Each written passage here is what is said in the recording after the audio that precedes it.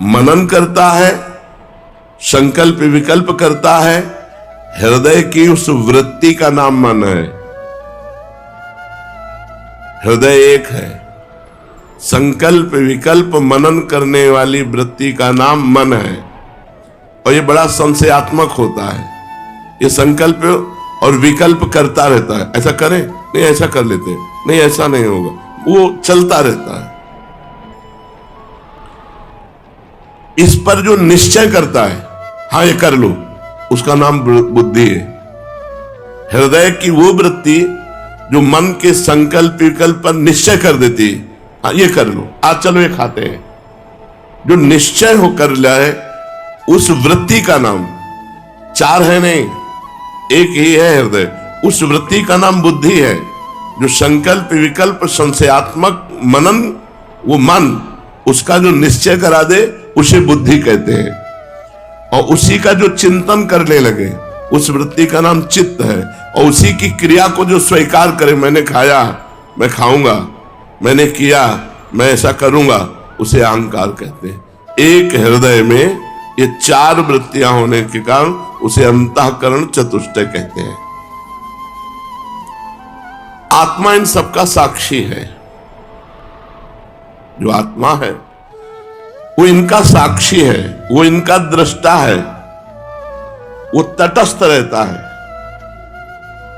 हाँ ना ये सब अंतःकरण में हो रहा है, और पावर उसी आत्म तत्व का है, वो तटस्थ रहता है। और वो आत्मा मैं हूं। हम तटस्थ ना रहकर अंतःकरण में लिप्त हो गए, यही बंधन है। जो ज्ञानी पुरुष है वो तटस्थ रहता है। मन बुद्धि के कार्यों को तटस्थ होकर जो साक्षी भाव से देखता है, वो आत्मा है। जो मन संकल्प विकल्प मनन करता है, जो बुद्धि निश्चय करती है, जो चित्त चिंतन करता है, जो अहंकार क्रिया स्वीकार करता है, आत्मा उसका दृष्टा है, साक्षी है, और वो आत्मा है आप। लेकिन ऐसा कहां गया मैं देख लूं।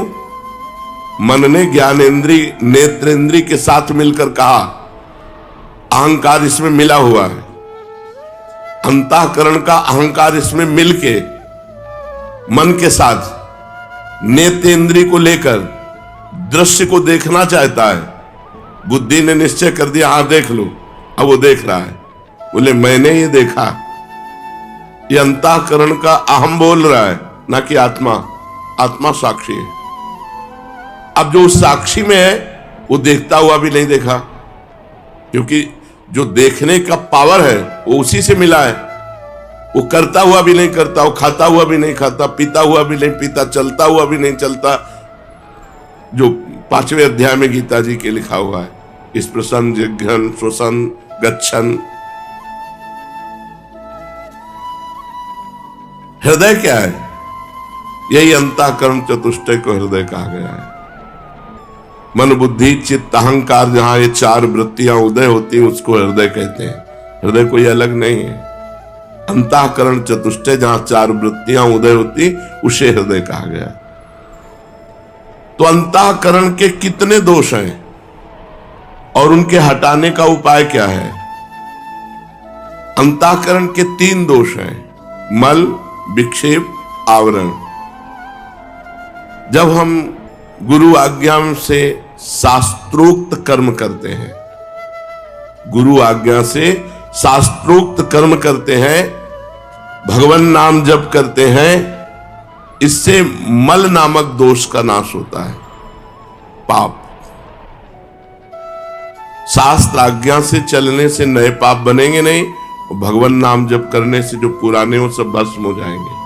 तो मल का नाश होता है नाम जप और शास्त्रोक्त आचरण से।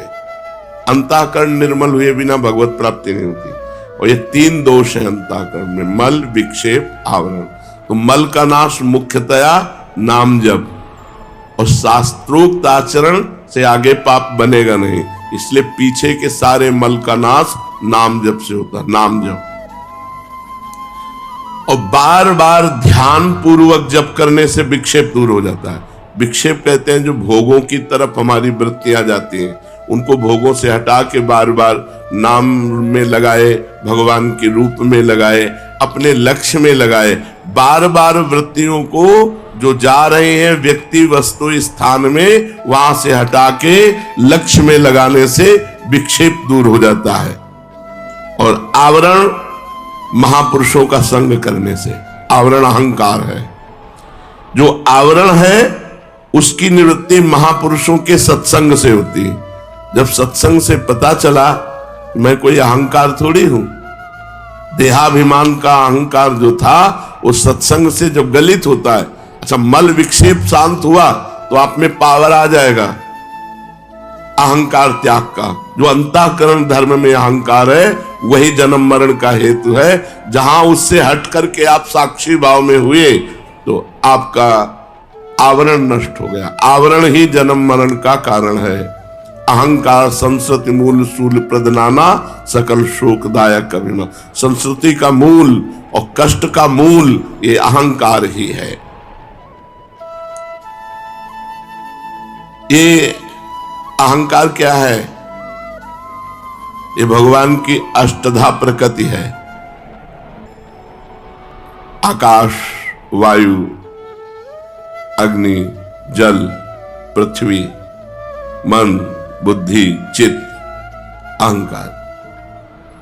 ये जो मन है उसी में चित्त को समाहित कर लिया गया है, इसलिए मन बुद्धि अहंकार कह दिया गया। तो 5 और 3 8 और अष्टधा प्रकृति में अहंकार आता है। अहंकार बड़ा विचित्र है। इसके नाश का उपाय क्या है? इसमें जो गौरव है, बड़प्पन है, अपने में श्रेष्ठता है, ये गुरुजनों की सेवा से नष्ट हो जाता है। जब बड़े महापुरुषों की सेवा मिलती है, भगवत प्राप्त संतों की सेवा मिलती है, तो अहंकार नष्ट हो जाता है। सेवक साधक में कभी अहंकार नहीं होता। मैं इतनी सेवा करता हूं, मैं इतना जप करता हूं, मैं इतना, उसमें सब नहीं होता। वो तो देखता है हम तो यंत्र की तरह चल रहे हैं, गुरुजी हमें चला रहे हैं, जैसे वैसे चल रहे हैं। तो गुरुजनों की सेवा, महापुरुषों की सेवा, सम्मान का त्याग, बड़प्पन का त्याग, गौरवपन का त्याग, इसी से अहंकार क्षीण हो जाता है।